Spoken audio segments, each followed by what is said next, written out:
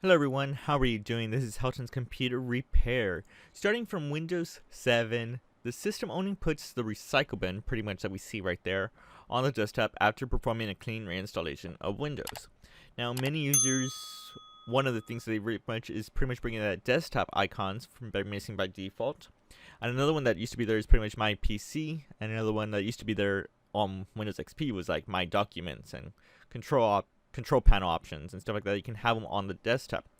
Well, on this option right here on this tutorial, I'll be showing you how you can display my computer icon on the desktop on Windows 10.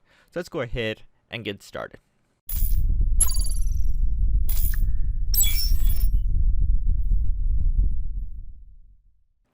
So the first thing you do is pretty much very simple. You're going to right click on the desktop and you're going to select personalize.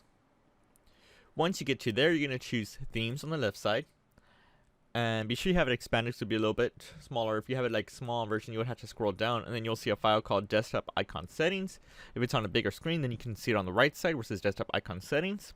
Select it, and then from there you can select the computer that you want. My two favorite ones that I still choose today is the computer and user files. Now control panel and networks are options that you can choose. Control panel is actually very useful if you still want to open up the control panel instead of going to regular settings.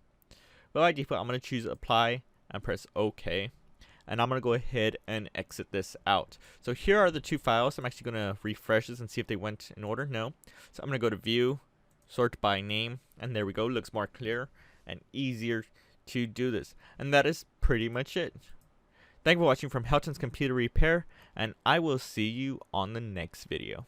Thanks for watching, guys. If you disliked this video, then hit that button. But if you like it and you want to see more, hit that like button, get subscribed, comment, and tell us what other tech videos you want to see.